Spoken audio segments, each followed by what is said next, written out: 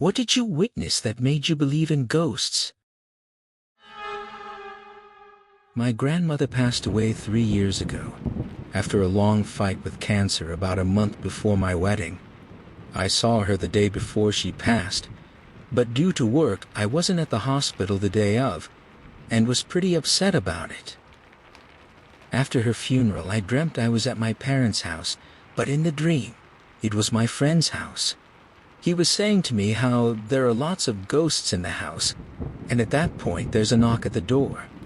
There's a lead light window by the door, and I see an outline of a small lady in a purple wool coat, something my grandmother wore before she was admitted to hospital.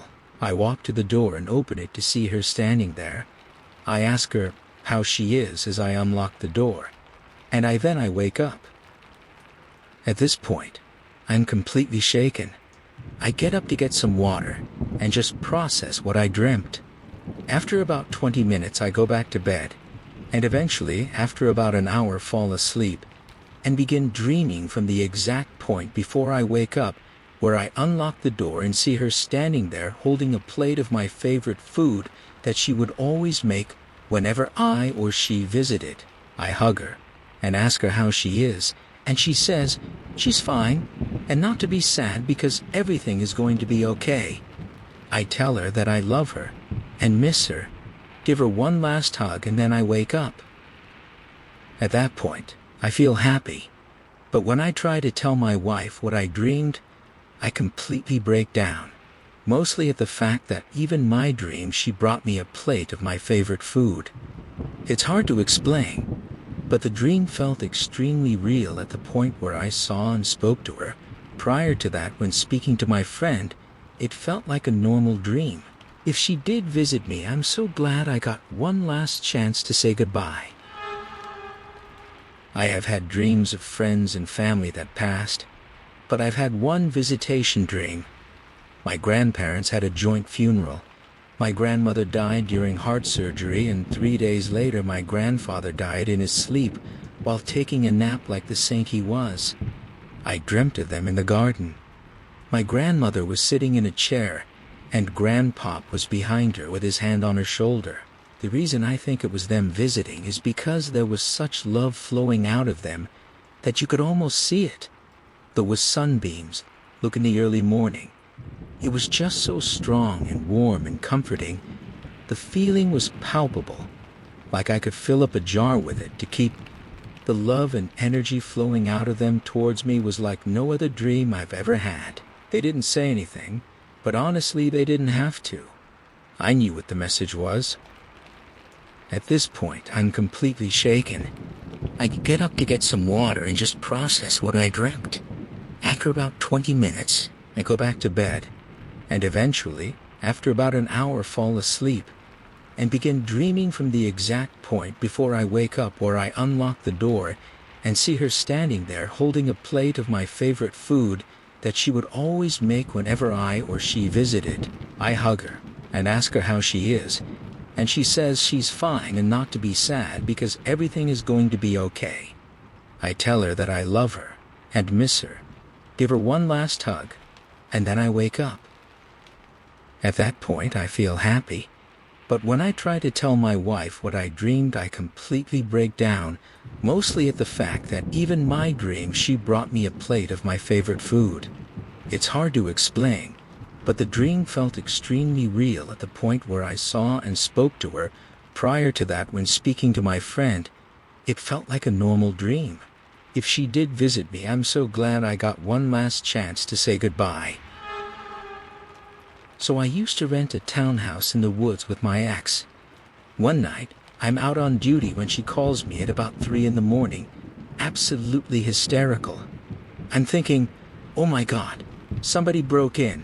I gotta race home and help, but it seems the wooden baby gate we used to keep the puppy downstairs flew from the base of the stairs, all the way up the stairs, hit the ceiling, leaving a mark, and landed in a mangled mess. The puppy was locked in her cage all night, so she couldn't have done it, and all the D. Later that month, we were in the kitchen having a chat when, in front of our very eyes, this big heavy feeder we used for the cat, which was on the countertop as I just cleaned it, rotated 90 degrees upright onto its side, and then gently another 90 so as to be upside down. It barely made a tap. As it landed, this feeder was heavy.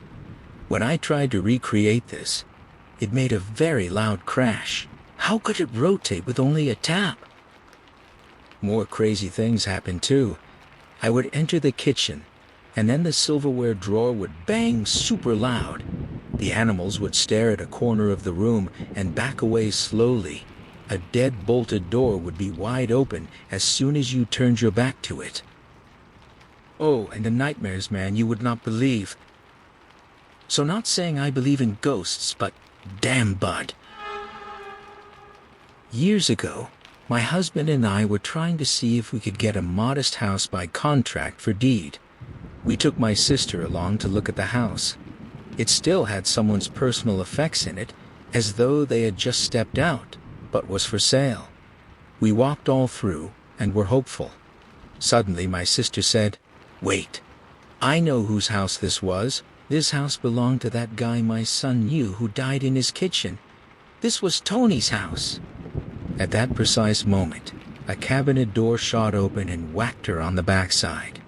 Never one to be rattled easily, she looked up and said, "Okay, Tony, I get it." We checked. It was indeed his house. The cabinet had been tightly shut, and the floor was stable. I've never seen a cabinet door randomly swing open with a force behind it like that. Not enough to hurt, but fast, as though a hand had whipped it open. You had to be there. I wish we could have gotten the house even if he was haunting it. He was known to be a nice guy, very funny, and we wouldn't have minded sharing it with him. When I was in college, I lived in an apartment complex. Every once in a while, at like 2 a.m, I would hear breaking glass. It was clear as day when it happened. There was no doubt it was a window breaking. Never found any broken glass anywhere around the apartment. My younger brother would come out and party with us, and once or twice he came busting into my room thinking someone was breaking in. Finally, one night my girlfriend stayed over. She would kick and push in her sleep, and at some point nudged me, and I woke up. When I looked over at her, she wasn't asleep. She was sitting at the foot of the bed facing away from me. When I said her name, she stood up and walked out of the room. Glass break. I looked around and realized that she was still laying next to me in bed. That was the only time I saw anything in that place, but heard the sounds pretty consistently.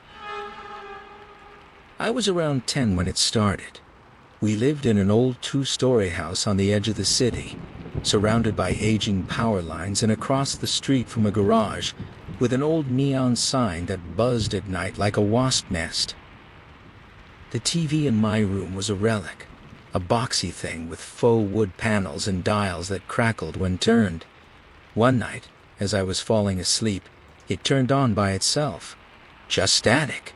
I got up, turned it off, shrugged it off. Then it happened again. And again.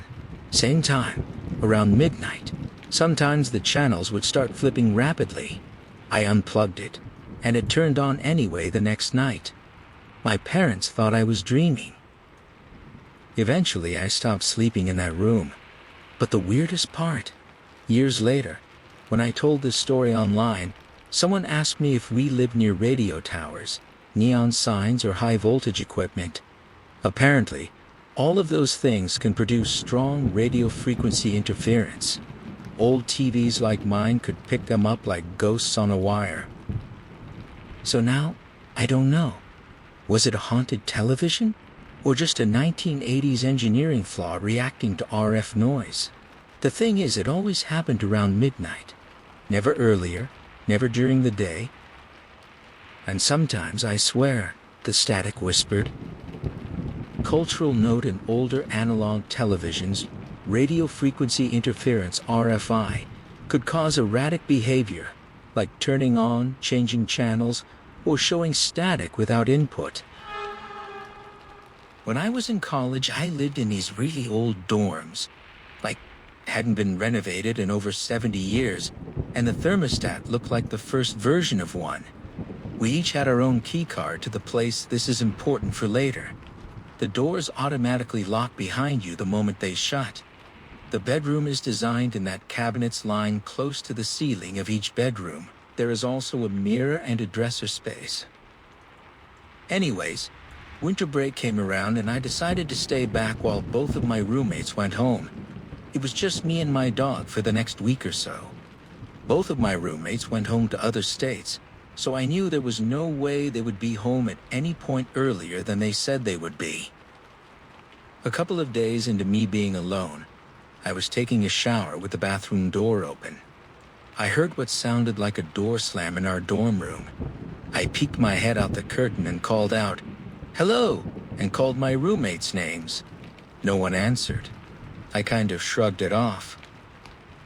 A couple of nights later, I was getting ready for bed, when again, I heard a loud slam from one of my roommates' rooms. I froze, and my dog started going ballistic and she hid under the bed. Mind you, my dog had never hid before and she weighed over 60 pounds. I called out again, and even texted my roommate to ask if she had come home. She said she hadn't. Her bedroom door was locked, so I couldn't get in there.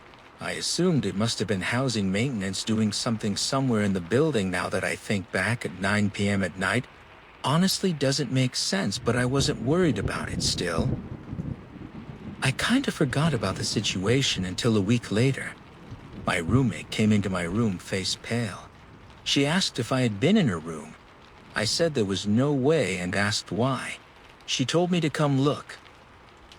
My roommate had fairy lights strung up in her room she never turned off. They had been cut both in the middle and were hanging, and the two cabinet doors had fallen off, which was the slam I must have heard that night. They lay on the floor, however. The oddest part was they were stacked one on top of the other, and not underneath the cabinet that was missing them, but to the right of it. It was honestly the most bizarre thing I had ever seen. We asked housing if anyone had been in our apartment during that time frame, and they said no. Ever since that point, I had other weird experiences in that dorm from time to time. My dog got spooked every now and then after that incident during winter break, and I was happy to leave when the time came. For context, I believe to this day that the vast majority, if not all, paranormal videos and photos have a plausible explanation outside of the paranormal. This means that these videos and photos can be easily explained away as either CG, poor quality cameras, pareidolia, or as outright fakes. Nevertheless, I do believe that there still can be paranormal shit that happens. However, at the time when this happened about 8 years ago, and when I didn't believe in ghosts as much, my family and I were staying at the Fort Garry Hotel in Winnipeg, Manitoba. I had a few spare moments and decided to explore the hotel because it is absolutely beautiful. I got lost as I usually do in buildings, since I get directionally challenged the moment I step into one. Anyways, I happened to run into someone that looked like they worked for the hotel but weren't house cleaning or a clerk, so I was unsure of their position or job. I asked for directions back to the lobby since I had to meet my family in a few minutes. The moment I arrived in the lobby and walked past the front desk, a clerk and a security guard were staring at me in shock and pale faces. The security guard asked me who I was talking with earlier for the directions back to the lobby. I told him I thought it was someone who worked at the hotel. Well, wouldn't you know, it turns out that floor I was on, I can't remember it for the life of me, has a bunch of paranormal shit that goes on regularly. I don't know if he was supposed to, but the security guard showed me the footage he had just seen. The person I was talking with never appeared on the security feed, even though they should have been in plain view. It was super creepy because I had shaken this person's hand for some reason, and the footage just showed me shaking hands with the air. The person appeared in front of me as any other person would have. When I touched their hand, it felt like any squishy person would normally, and yet they never showed up on the footage. There was no way I could have blocked out the person from view of the camera, either, as I'm only 5 feet 6 inches. The security guard even pulled up a second angle for further proof. No one else believes me despite the footage. To this day, I still don't know how to explain it. Cultural note. The Fort Garry Hotel in Canada is known as one of the country's most haunted locations, particularly room 202. The apparition of a woman in a white dress is often seen in this room according to legend. She died of grief after her husband perished in an accident. Guests report seeing her standing and weeping at the foot of the bed. Despite this reputation, the hotel maintains its historical prestige and castle-style architecture. I work in a hotel that was built in 1885, so I have plenty of stories, but one that still gives me goosebumps would be the time I was vacuuming. It had randomly stopped while I was halfway through cleaning the room. I thought the plug had fallen out of the socket, so I went to plug it back in, but it was in fine.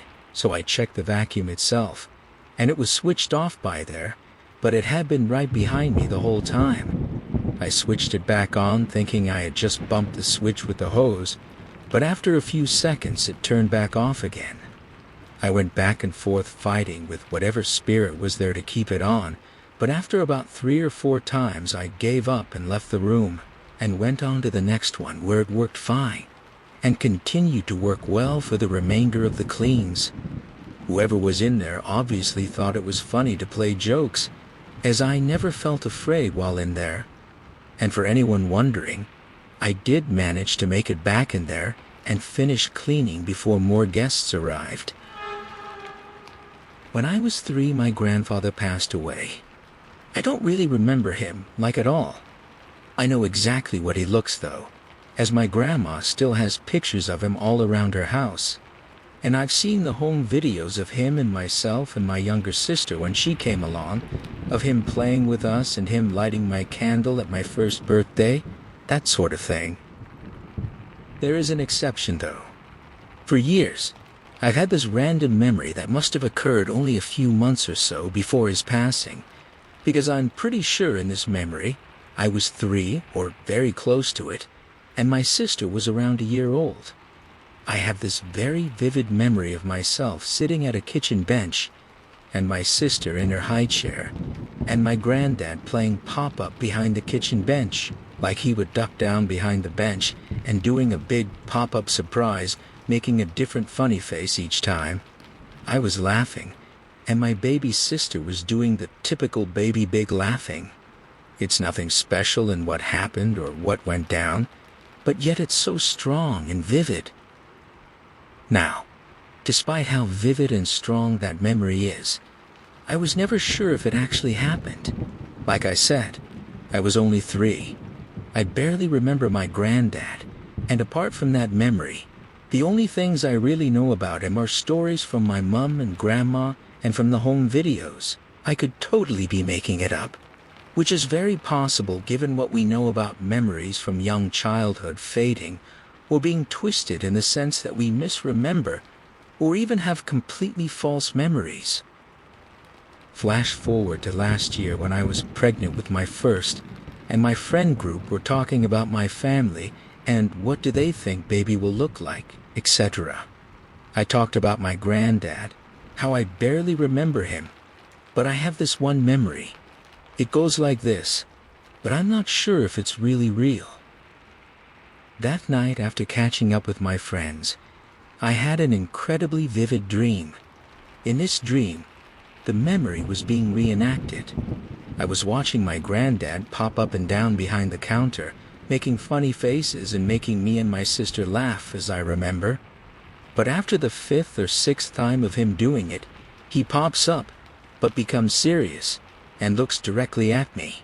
He tells me that yes, this really did happen. He loved playing this game with us girls. He is happy. I remember this. And don't worry, I'm not making a false memory. Everything is all good. I'm not superstitious. While I'm open to the idea of ghosts and the supernatural, there is still a large part of me that is very skeptical. And a part of me does think that dream was just a figment of my subconscious's imagination. But I also do think my granddad came to me in that dream that night to reassure me and confirm that memory was real. I vividly remember my grandma and grandpa before they passed. I was 2 or 3 years old when my grandpa passed. I don't remember much of him, but my mom has showed me pictures of him, and I have an idea of how he looked like. Fast forward 1 year after his death, my grandma passes away. I was 4, and I can't tell much about memories. I don't remember much. I do not know why. I too have this vivid memory of walking into a room and seeing my grandpa sleeping, and a few steps away, my grandma sleeping too, though they were wearing black suits. My grandpa had a black suit on, as if he was attending a funeral, and my grandma was wearing a black dress. This is the only memory I have of them. I do not know why, but sometimes I feel it is just a false memory of something that never existed or something my mind made up. I have had this memory stuck in my head since I was young. I do not know why. Sometimes it creeps me out, but the fact that I have a memory of my grandma and grandpa kind of gives me a warm feeling. Babysitting my niece when she was 2 years old. The place was a very old house my sister was renting, built in the 1930s. I'm alone in the place with her while my sister is working overnight. It's about 11 p.m., and she's been asleep for a couple hours at this point. I'm watching TV in the living room and see her running down the dark hallway, stops just before the entryway to the living room, and I jokingly said, "You better get back to bed, or I'm gonna get you," and got up to get her back in bed. I turned the hallway's light on, and her bedroom door is still closed. Weird. So I open it to find my niece completely passed out in her bed, drooling and everything. It wasn't my niece I saw in the hallway, so I took her to sleep with me that night. When I was around 6 to 7, I was trying to fall asleep this one night, but for whatever reason I just couldn't. So I decided to look around for a brief moment when I saw this white blob-like figure outside of the bedroom's door. It was partially open since I have a cat. Then the next day, about 6 p.m., I was walking home from the playground with my dad when he got a call announcing my grandma had passed. Since that day, I would continue to see that white figure along with a new one, occasionally a silhouette of a woman in a dress, but with no head. A couple years ago, I was 23 at the time. I was still living with my parents. I was up upstairs in my bedroom, hanging out in my room and watching TV. I was on the phone with my friend at the time, and while I was on the phone, I exited my room and went downstairs to have a cigarette. The only other person in my parents' house that day was my dad, who later I found out was asleep in his room on the main level. Anyway, I was gone for about 7 minutes, and I walked back upstairs and entered my bedroom. I was still on the phone at the time, and I walked towards my bed and sat down. Eventually, after 20 seconds or so, I glanced back up to play my TV, and there at the end of my bed was a piece of paper sticking up from the base. I just remember not understanding what I was seeing, and never in my life have I so quickly dropped dead silent. I say, drop dead silent. In a way to try and explain what it feels like when you're coming to terms with something your brain isn't ready or fully capable of understanding. I just remember going, "Nate," and he kept saying, What? And I could hardly speak. I quickly said, "I'll call him back," and immediately took out my phone and took a picture. I took a picture before doing anything else. Before I even studied what the piece of paper was, before I did anything at all, I took a picture.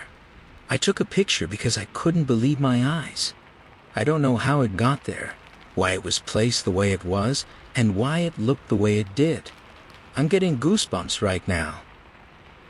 Anyway, it was an old economics paper of mine talking about the government and the divide our two-party system creates in America. I wrote this econ paper 3 years prior in a college intro to econ course. There was originally 2 pages to it, but it was missing its second page. The edges of the page were burnt, and there was a big yellow triangle that almost looked like it was highlighted on, smack dab in the middle of the page. It almost looked luminescent, or like a dollar bill does. Anyhow, it absolutely scared the fuck out of me. That paper had to have been in my closet stacked away with all my other schoolwork, and now it was ripped from the other page and was placed at the edge of my bed, sticking upright for me to see. I was gone for only 7 minutes. Nobody could have done that. It was absolutely impossible. Shortly after that bizarre situation occurred, I dodged the hell out of my parents' house and went to a hotel with a friend of mine. The second part of the story is just as scary, but I don't even want to get into that right now. Anyway, I still wish I knew what it meant. I can't tell if it was good or bad. I don't know what the symbolism was, why the paper had weird burns around the edges, and WTF the large luminescent triangle meant. I still don't know why or how, but my concept and understanding of the world has changed ever since. I was only gone for 7 minutes,